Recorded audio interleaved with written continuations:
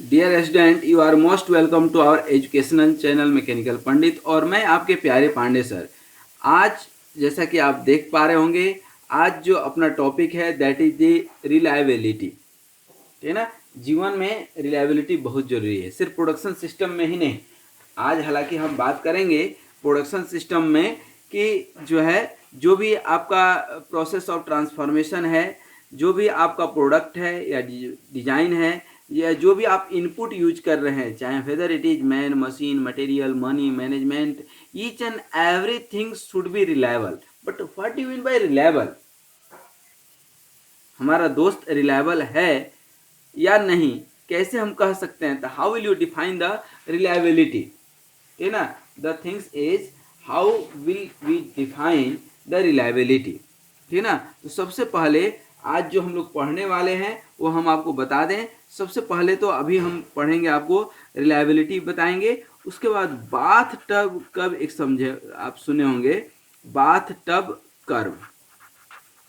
ठीक ना। तो ये भी हम लोग काफ़ी डिटेल में पढ़ेंगे, बाथ टब कर्व। और फिर नेक्स्ट टॉपिक में कुछ और इम्पोर्टेंट कॉन्सेप्ट पढ़ेंगे, कुछ डिफिनीशंस पढ़ेंगे, जिसमें मीन टाइम है, जिसमें आपको रिलायबिलिटी कंसिडरेशन इन डिजाइन है। ये सारी चीज़ें वन बाय वन करके धीरे धीरे हम लोग पढ़ेंगे। ठीक ना। तो सबसे पहले हम लोग समझे कि रिलायबिलिटी क्या है, इसको मैं लिख भी दूंगा, फिर रिलायबिलिटी कंसिडरेशन इन डिजाइन आपको बताएंगे। ठीक है। तो यहाँ तक आई थिंक कि कहीं कोई डाउट नहीं होना चाहिए। ठीक है।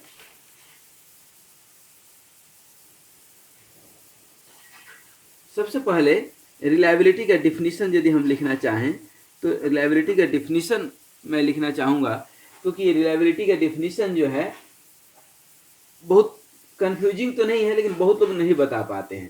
ठीक है ना। तो सिंपल सा इसका डिफिनीशन है कि probability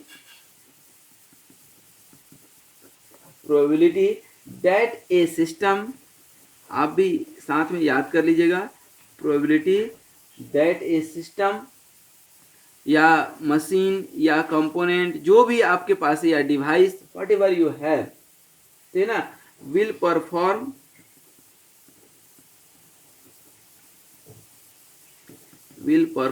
its function up to a specified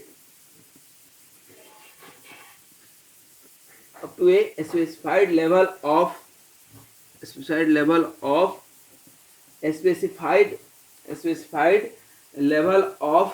performance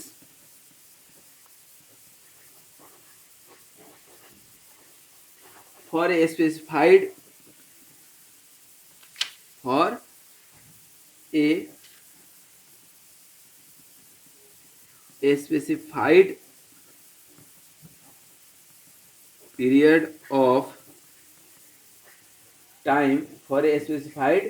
period of time, under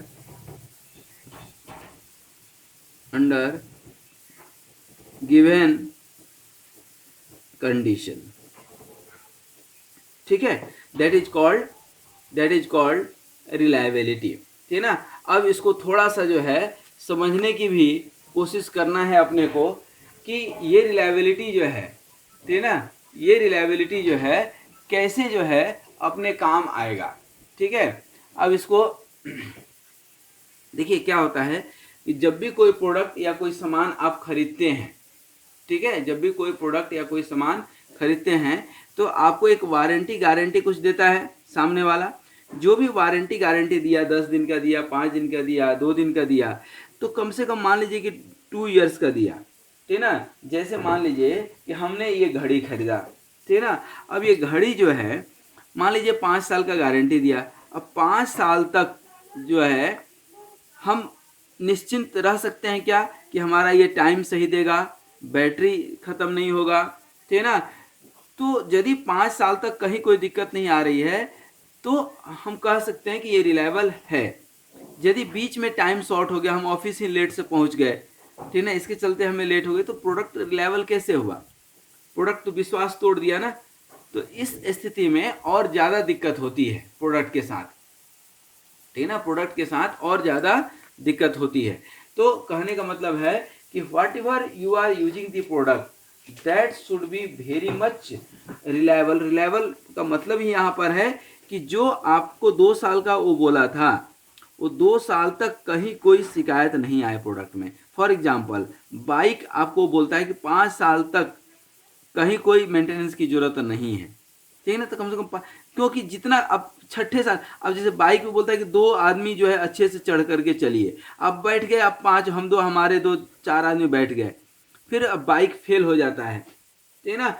तब उसकी गलती नहीं है, आपकी गलती है, क्योंकि यहाँ पर बार बार देखिए बोल रहा है स्पेसिफाइड लेवल ऑफ परफॉर्मेंस, उसमें दिया हुआ है for specified period of time under given condition. जो कंडीशन होती है उस कंडीशन के तहत हमारा प्रोडक्ट उतने दिन तक चलना ही चाहिए, और जैसा जैसा कहा गया है वैसा वैसा परफॉर्मेंस उसको देना ही चाहिए, तभी जो है उसको हम कह सकते हैं कि हाँ ये रिलायबल है, ठीक है ना। रिलायबिलिटी बेसिकली ये एक statistical estimate of probability of success है तो प्रोबेबिलिटी देखिए होने के लिए कभी भी कुछ भी हो सकता है, बट रिलायबिलिटी इज, हम लिख सकते हैं reliability is the statistical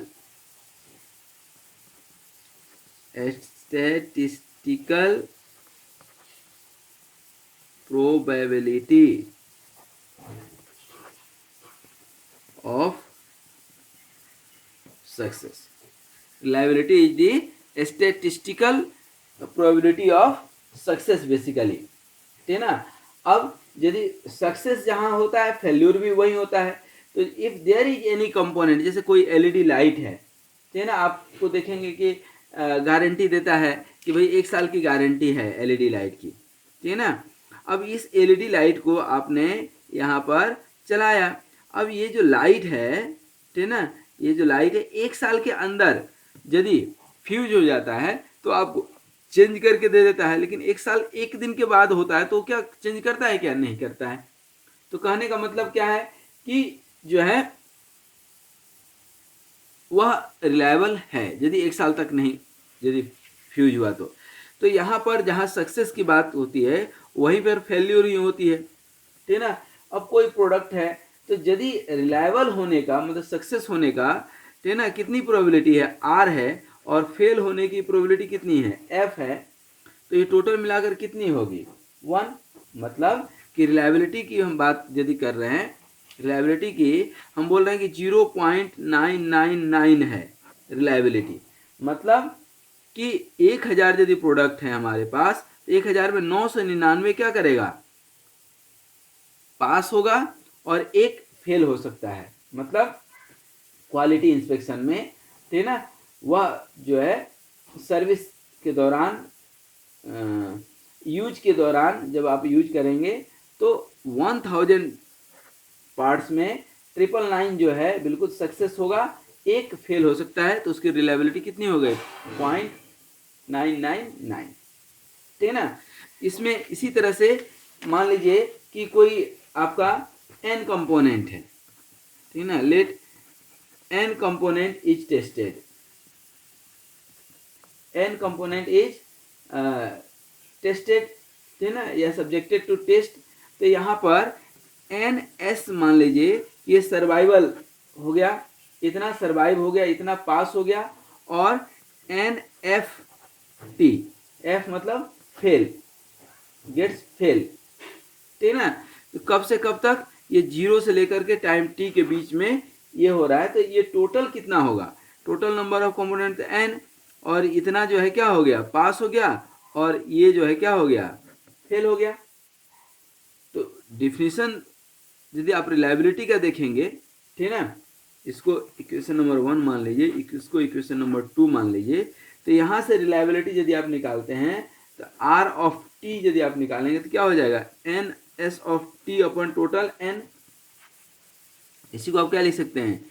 n minus N F of T upon n हो सकता है, या इसी को आप क्या लिख सकते हैं? 1 minus N F of T upon n लिख सकते हैं या नहीं? ठीक है ना। इसी को जो है हजार्ड रेट भी बोलते हैं या फेल्यूर रेट भी बोलते हैं। इंस्टेंटेनियस फेल्यूर रेट, अचानक से फेल हो गया, ठीक है ना, दैट मीन्स की number of failure per unit time per the number of component subjected to the test for the same time, ठीक है ना। तो यहाँ पर मैं अलग से लिख देता हूँ, हजार्ड रेट इसको बोलते हैं, क्या बोलते हैं, हजार्ड रेट, या इसी को जो है बोलते हैं हम लोग जो है इंस्टेंटेनियस फेल्यूर रेट, और इसी को बोलते हैं इंस्टेंटेनियस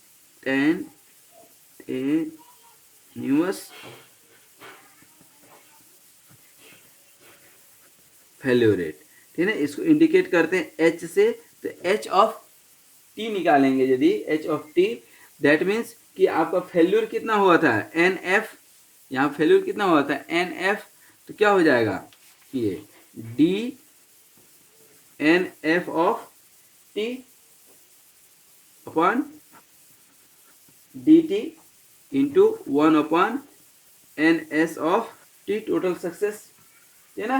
तो हजार्ड रेट जो है इसको एक तो इस तरह से डिफाइन कर सकते हैं, किसी और कंपोनेंट का यदि फेल होना है तो आप जो है उसको कुछ इस तरह से भी आप डिफाइन कर सकते हैं कि जो है कोई आपका हजार्ड रेट है तो इसी को टोटल फेल कितना हुआ एफ स्मॉल एफ, ठीक है ना, और पास कितना हुआ टोटल एफ ऑफ टी को 1 से माइनस कर देंगे, दैट मीन्स कि F of T upon R of T, मतलब total failure upon total reliable, ठीक ना। अब यहाँ पर आप पूछेंगे कि एफ ऑफ टी क्या है, तो एफ ऑफ टी क्या है, फेल्यूर रेट है, ठीक ना, rate of failure, that means कि एफ ऑफ टी, यहाँ पर हम लिख भी देते हैं where F of T is basically D F of T upon क्या हो जाएगा D T, D F of T upon D T equal to D और 1 minus R of T D T, ठीक ना। और यही 1 का अब क्या हो जाएगा 0, तो minus D R of T upon क्या हो जाएगा डी टी। इसको हम जो है एफ ऑफ टी को यहाँ रख सकते हैं अब चाहें तो, ठीक ना। यहाँ रखेंगे तो क्या होगा बताइए, तो H of T, F of T की जगह पर हम रख रहे हैं ये वाला, तो क्या हो जाएगा minus D R of T upon क्या D T into 1 by R T, R of T, ठीक है ना। इस डी टी को इधर ले लें और ये आर टी इधर आ जाएगा, बाद में लॉग आ जाएगा, देखिए यहाँ पर ये जो है D T H of T D T और minus D R of T upon R of T, दोनों साइड इंटीग्रेशन ले सकते हैं क्या, ये 1 बाई एक्स का फॉर्म है, ठीक है ना। तो क्या हो जाएगा ये लॉग आ जाएगा, ये H of T D T integration 0 से टाइम टी और यहाँ पर 0 से T H of T D T, और ये क्या हो जाएगा माइनस तो रहने दीजिए, और क्या हो जाएगा L N log R of T, ये लॉग क्या है नेचुरल लॉग है ना, यहाँ नेचुरल लॉग क्या है ई एक्सपोनेंशियल, तो यहाँ पर आप लिखेंगे यदि आर ऑफ टी लिखना चाहें, आर ऑफ टी सिंपल सा, तो क्या हो जाएगा एक्सपोनेंशियल, एक्सपोनेंशियल और माइनस इधर ले लिया हम, तो क्या हो जाएगा माइनस और इंटीग्रेशन 0 से T H of T D, ये आपका क्या हो गया reliability in terms of hazard rate, याद रहेगा in terms of hazard rate, ये इंटीग्रेशन है अंदर में, ठीक है ना। और हजार्ड रेट क्या होता है ये हमने आपको यहाँ पर बता दिए, हजार्ड रेट देखिए यहाँ पर निकाले हैं, यही है हजार्ड रेट, है नहीं, ठीक है ना, या इसी को हजार्ड रेट या इसी को इंस्टेंटेनियस फेल्यूर रेट भी कहते हैं, क्या बोलते हैं इंस्टेंटेनियस फेल्यूर रेट। आई बात समझ में? अब इसी से एक मिलता जुलता कॉन्सेप्ट है बाथ टब कर्व का। अब ये बाथ टब कर्व क्या होता है तो ध्यान से समझिएगा इसको। बाथ टब कर्व जैसा कि नाम से ही है, तो बाथ का टब देखते होंगे ना, जिसमें छोटे बच्चे नहाते हैं, आप भी नहा सकते हैं बड़ा हो घर में तो है ना, जनरली छोटे बच्चों के काम आता है। तो ये बाथ टब कर्व जो है बेसिकली एक जो है आपका failure rate with respect to time का एक ग्राफ है। देखिए ये जो है आपका ग्राफ है, और ये ग्राफ जो है हम लोग बनाते हैं जनरली कुछ इस तरह से, देखिएगा, ठीक है। और ये जो है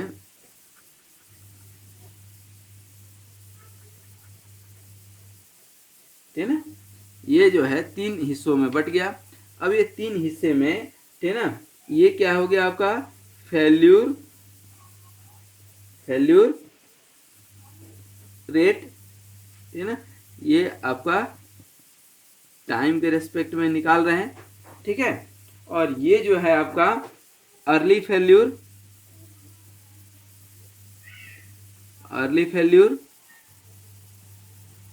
हो गया। ये आपका जो है वियर आउट फेल्यूर, जो पूरा लाइफ जीने के बाद जो है वियर आउट फेल्यूर, पूरी ज़िंदगी जी लिया उसके बाद फेल हुआ, और ये पहले फेल हो गया। और ये जो है कांस्टेंट फेल्यूर रेट है, कांस्टेंट फेल्यूर रेट। और ड्यूरिंग सर्विस फेल्यूर भी हो सकता है, ठीक है ना, ड्यूरिंग सर्विस फेल्यूर,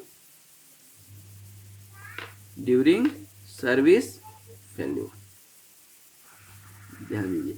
अब यही वाली जो है, देखिए कोई नया आप सामान खरीदे, ध्यान से समझिएगा इसको, ध्यान से समझिएगा, नया कोई सामान खरीदे, विद इन वारंटी पीरियड यदि वो खराब हो जाता है तब भी कोई दिक्कत नहीं है, लेकिन अब दूसरी पॉइंट ये उठती है कि उसमें वारंटी है भी या नहीं। वारंटी यदि है ही नहीं तो फिर कोई मतलब ही नहीं है, ठीक है ना।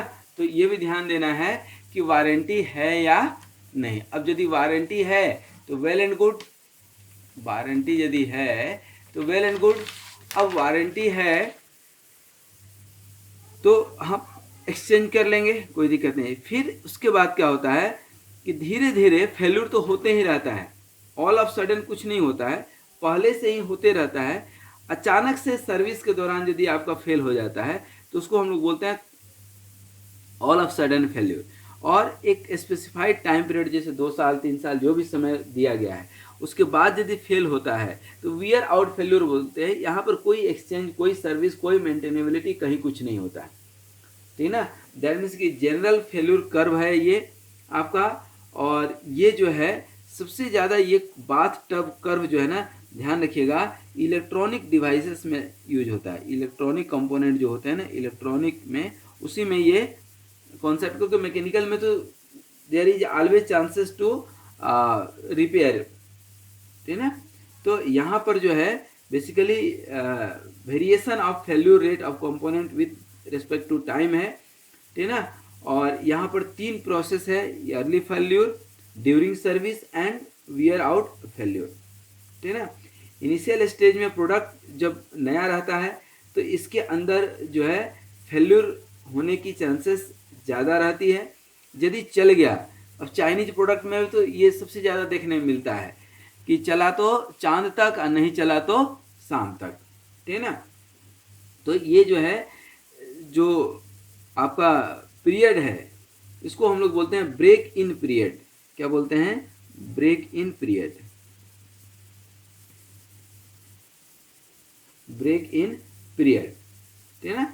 और ये जो है फेल्यूर होता है, उसको हम लोग क्या बोलते हैं, जो है ये पार्ट 1 में हम बता रहे हैं आपको कि ब्रेक इन पीरियड, या इसी को आप लोग बोलते हैं क्या, yearly failure,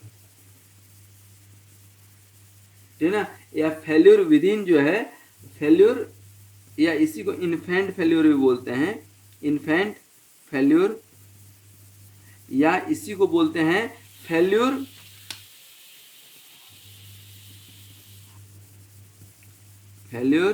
with in warranty period, with in warranty period. ठीक है, इसके अलावा जो है अब आगे बढ़ते हैं सेकेंड स्टेज में, पार्ट 2, ये सर्विस फेल्यूर। ठीक है ना, एक समय हो गया, ठीक है ना, एक समय हो गया, इसको हम लोग बोलते हैं running in failure, running in failure या सर्विस फेल्यूर। अभी हम लिखे भी थे, है ना, सर्विस फेल्यूर और सर्विस फेल्यूर, और इसी को बोलते हैं कांस्टेंट फेल्यूर रेट। ठीक है ना, तो basically high failure rate is due to design rate, ठीक है ना, and this failure is due to use rate, मतलब कि यूज जैसे आप करते हैं ना, ठीक है ना, अकॉर्डिंग टू यूज, ठीक है ना। तो इसको जो है हम लोग कुछ नहीं कर सकते हैं एक्सेप्ट ड्यूरिंग प्रोडक्शन में ही इसकी क्वालिटी बढ़ा सकते हैं, ये तो होगा ही होगा, ठीक है ना। अब यहाँ पर जो है कहते हैं ना कि एक बार चल जाता है तो प्रोडक्ट कुछ दिन चलता है, ये संभावना रहती है, तो इधर फेल होने की चांसेस कम रहती है क्योंकि रिपेयर आपके आएगा, ठीक है ना, और ये एक कांस्टेंट वैल्यू रीच कर जाता है, बहुत ज़्यादा इसमें वेरिएशन देखने नहीं मिलता है, ठीक है ना।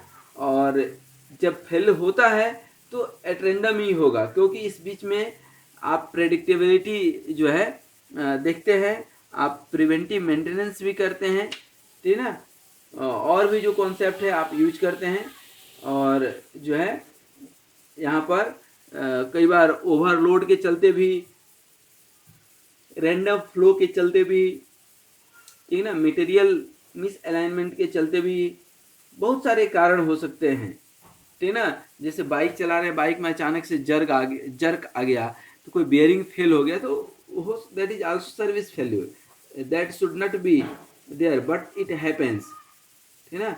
और एक लंबे समय के बाद तो वर्न आउट फेल्यूर आपको हमने बताया ही, वियर आउट फेल्यूर, तो ये वियर आउट फेल्यूर है, ठीक है ना। तो हर प्रोडक्ट की जो है रिलायबिलिटी की यदि हम बात किए तो रिलायबिलिटी में उसकी एक अपनी क्या होती है, मीन लाइफ होती है, ठीक है ना। मीन लाइफ क्या होता है, ध्यान दीजिएगा, मीन लाइफ जो है क्या होती है कि विदाउट फेल जो है वो कितने समय तक जो है ऑन एन एवरेज, जैसे 1000 बल्ब है, ठीक है ना, तो उसमें से कितने बल्ब हैं जो अच्छे तरह से जो है उन्होंने वो यूज हो लिए, ठीक है ना, उन्होंने अपना लाइफ कंप्लीट कर लिया, ठीक है ना, इसी को हम लोग बोलते हैं मीन लाइफ, ठीक है ना। मीन टाइम टू फेल्यूर, ठीक है ना, दैट मीन्स की sum of the survival time of all component divided by number of failure, total number of components कितने हैं और टोटल फेल्यूर कितने हो रहे हैं, ठीक है ना। या किसी स्पेशल पर्पज मशीन की बात करें, एसपीएम की बात करें, तो फ्रीक्वेंटली मंथ में जो है हम निकालते हैं ना कि मीन टाइम टू फेल्यूर क्या है, तो कितने दिन पर वो फेल हो रहा है, तो एक एवरेज आप निकालते हैं, ठीक है ना। Accordingly it is required to be repaired, ठीक है ना। जैसे बियरिंग है तो बियरिंग का हमने अब जो है आपका 1000 बियरिंग, एक दो बियरिंग तो है नहीं, मशीनों में हजारों बियरिंग लगी हुई है, हम एक एवरेज निकालते हैं और एक एवरेज टाइम के बाद पूरे बियरिंग को ही चेंज कर देते हैं, क्योंकि मालूम है कि 10 दिन के बाद जो है एक और, जैसे मान लीजिए कि एवरेज आया 2 ईयर्स मान लीजिए, ठीक है ना। अब ये 2 ईयर्स के बाद क्या करेंगे, पूरा का पूरा रिप्लेसमेंट कर देंगे, क्योंकि हमको मालूम है मीन टाइम टू फेल्यूर, क्योंकि यदि आप नहीं चेंज करेंगे तो फिर एक कोई खराब होगा, फिर 10 दिन के बाद दूसरा खराब होगा, फिर तीसरा खराब होगा, उससे क्या होगा कि आपका प्रोडक्शन टाइम जो है बर्बाद होगा, ठीक है ना। प्रोडक्शन चल रहा है, बीच में बेयरिंग फेल हो गया, ठीक है ना, all of sudden failure that will harm you, ठीक है ना। एक होता है mean time between failure, mean time between successive component जो फेल होते हैं ना, ठीक है ना, ये मीन टाइम टू फेल्यूर के बराबर जैसे ही होते हैं, मीन टाइम टू फेल्यूर के जैसा ही होता है, लेकिन थोड़ा सा अलग होता है, ठीक है ना। ये कंपोनेंट जहाँ पर रिपेयरेबल है वहाँ पर लगाते हैं, ठीक है ना। जैसे मान लीजिए कि कोई सिस्टम है, उसमें n कंपोनेंट्स यूज हो रहा है, n कंपोनेंट्स लगा हुआ है, ठीक है ना। तो हर कंपोनेंट का, ठीक है ना, जो है अपना एक अलग एज है कि इसकी जो है 2 साल लाइफ है, इसकी 3 साल है, इसकी 4 साल है, ठीक है ना। तो यदि अलग अलग उसका एज है तो अलग अलग उसका मीन टाइम टू फेल्यूर भी होगा, ठीक है ना। तो ईच जो है, each of which will be replaced immediately on it's failure, ठीक है ना। In that case it is given mean time between failure. एक कंपोनेंट फेल हुआ, ठीक है ना, फिर दूसरा कंपोनेंट कब फेल होगा तो उसी को हम लोग मीन टाइम बिटवीन फेल्यूर बोलते हैं। और इसका मैथमेटिकल डिस्क्रिप्शन जो होता है 1 mean time between failure equal to होता है sum of inverse of mean time to failure of ith component, जहाँ i जो है 1 से शुरू हुआ और पूरे n कंपोनेंट के लिए निकालते हैं। ये किसके लिए निकालते हैं? पूरे n कंपोनेंट के लिए निकालते हैं, ठीक है, याद रहेगा। इसी में एक छोटा सा और कॉन्सेप्ट आता है कि रिलायबिलिटी कंसिडरेशन इन डिजाइन, ठीक है ना। अच्छा, रिलायबिलिटी कंसिडरेशन हम पढ़ें उसके पहले थोड़ा सा जो है, ये आपको हजार्ड रेट अभी बताए थे, अभी जस्ट बताए थे बात टब कर्व के पहले, इसमें और मीन टाइम बिटवीन फेल्यूर और इसमें जो है एक रिलेशन है, ठीक है ना। इसको समझने की कोशिश कीजिएगा, इसको समझने की कोशिश कीजिएगा। देखिए क्या होता है कि जैसे आपको अभी हम निकाले थे, देखिए यहाँ हजार्ड रेट में, हजार्ड रेट के टर्म्स में रिलायबिलिटी निकाले, ठीक है ना। आर ऑफ टी क्या है? एक्सपोनेंशियल और माइनस ऑफ 0 से टी और H of T D T. ये आपका हजार्ड रेट के टर्म में क्या निकला? रिलायबिलिटी। तो अब यहाँ पर कांस्टेंट फेल्यूर रेट के लिए यदि आपको निकालना हो, ठीक है ना, किसके लिए? For constant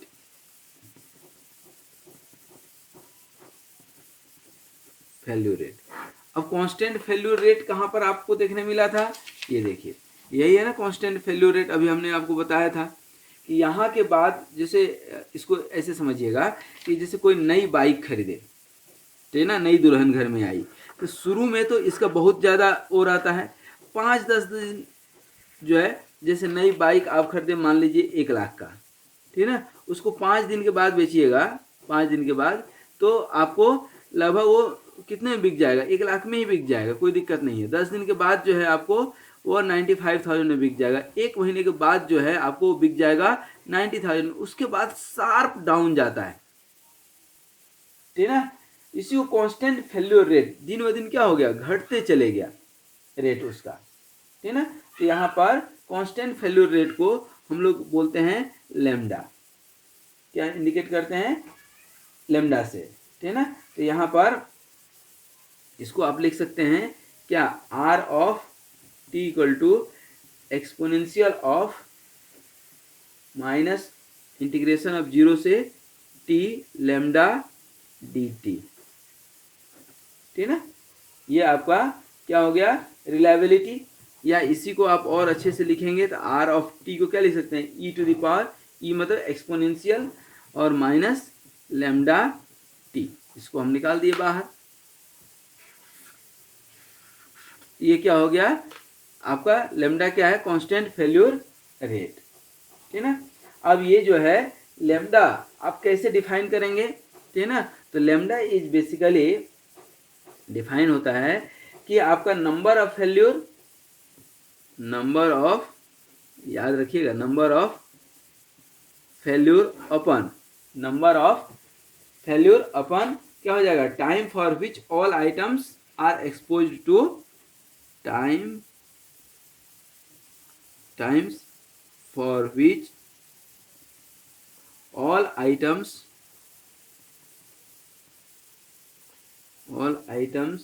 are exposed to failure, ठीक है ना। दैट मीन्स कि लैम्डा इक्वल टू क्या हो जाएगा? 1/mTBF, ठीक है ना। और या इसी को 1/T लिख दीजिए, फिर T is MT V F short में लिखेंगे तो लेमडा इक्वल टू क्या हो गया 1/t, तो यहाँ आर ऑफ टी लिखेंगे तो क्या हो जाएगा R of T equal to E to the power minus T upon capital T. ये आपका क्या हो गया रिलायबिलिटी, ठीक ना। लेकिन ये किसके लिए है कांस्टेंट फेल्यूर रेट के लिए, ठीक ना। दैट मीन्स कि कोई आपका अच्छा ये टी और टी दोनों बराबर हो जाए तो ई टू द पावर क्या हो जाएगा -1, ठीक ना। दैट मीन्स कि if component is operated for a period equal to mean time between failure, ये टी जो है टी के बराबर, ये टी क्या है मीन टाइम बिटवीन फेल्यूर है, ठीक ना।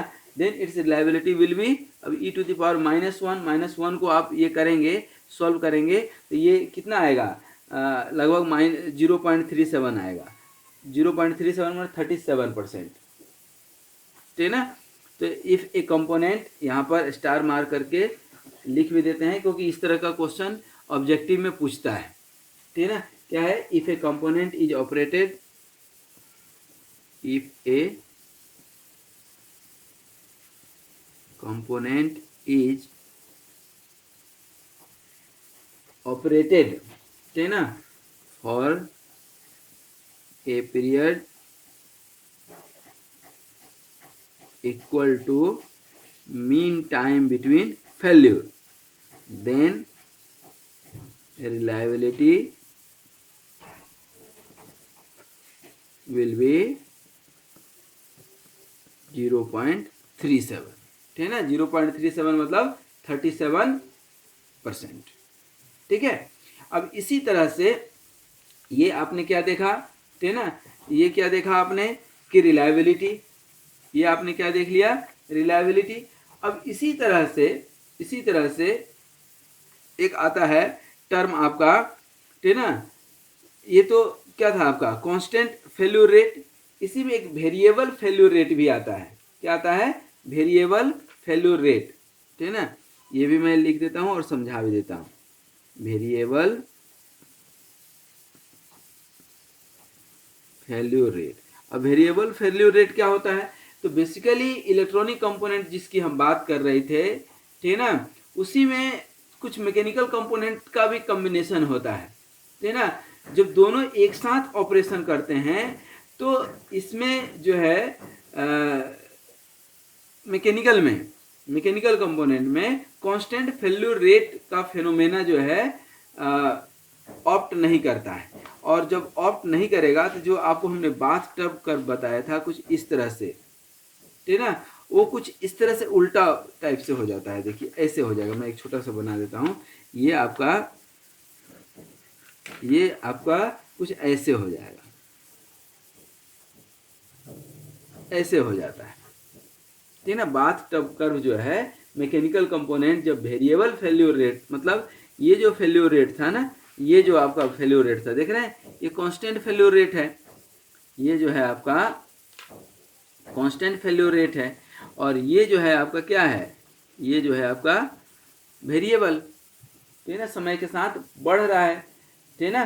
तो यहाँ पर बाथ टब कर्व जो है चेंज हो गया, दैट मीन्स कि failure rate is a function of time, therefore simple exponential relation of reliability that we have seen here that do not exist for variable failure rate actually, ठीक है ना।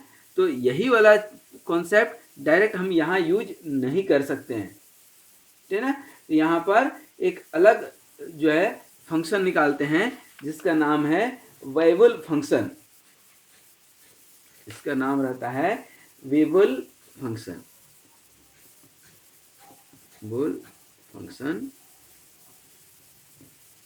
और ये जो निकालते हैं R of T is basically exponential of minus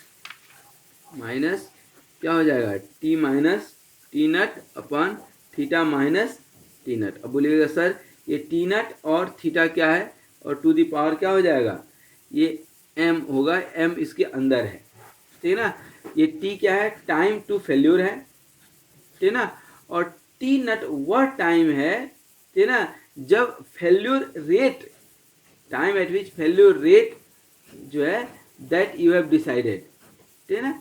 और ये थीटा जो है कैरेक्टरिस्टिक्स लाइफ है, जो क्या बोलते हैं उसको, गिवन टाइम पीरियड है कि कितना दिन चलेगा, गारंटी वारंटी जो भी है आपका जो दिया हुआ है, ठीक है ना। और एम क्या है, ये स्लोप है, स्लोप है, ठीक है ना, slope of the variable function.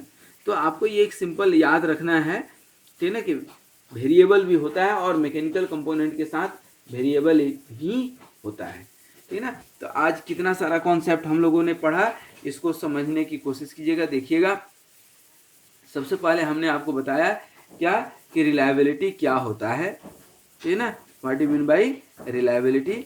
फिर रिलायबिलिटी का ये एक छोटा सा कॉन्सेप्ट आपको जो है हमने निकाल करके बताया, ठीक है।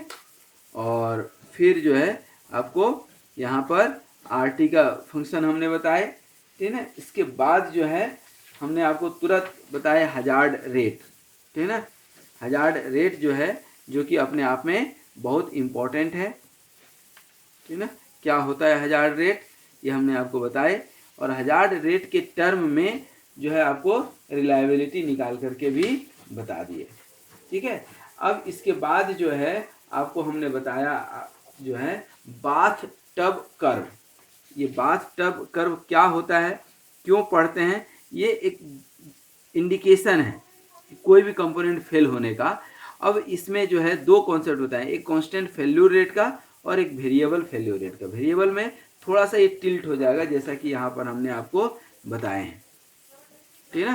तो ये फेल्यूर रेट हो गया, ये ब्रेक इन अर्ली फेल्यूर हो गया, ठीक है ना। इसी को इन्फेंट फेल्यूर बोलते हैं, failure with in warranty period बोलते हैं, ठीक है ना। और पार्ट 2 में ये कांस्टेंट फेल्यूर रेट होगा, ठीक है। और इसके ऊपर मीन टाइम बिटवीन फेल्यूर बता दिया आपको, मीन लाइफ समझा दिए क्या होता है।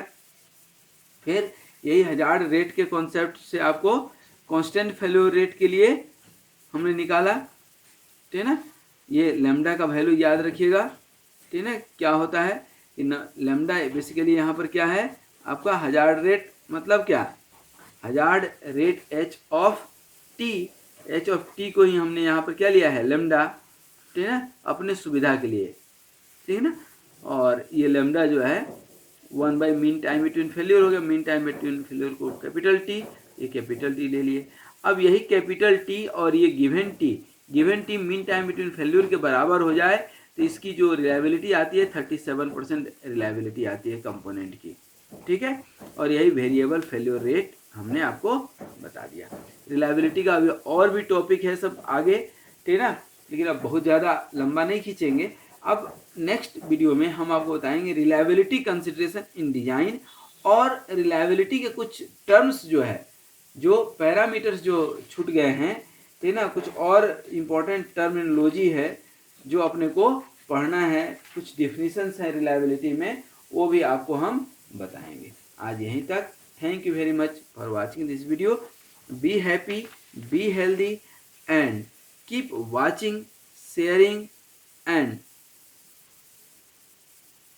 Reading all those topic. ये बहुत इम्पोर्टेंट टॉपिक है, इसमें हम आगे चल करके रिलायबिलिटी के साथ स्टैटिस्टिकल क्वालिटी कंट्रोल पढ़ेंगे, जो अपने आप में बहुत इम्पोर्टेंट है, ठीक है ना, बहुत इम्पोर्टेंट रोल प्ले करेगी। तो आज यहीं तक। Once again thank you very much.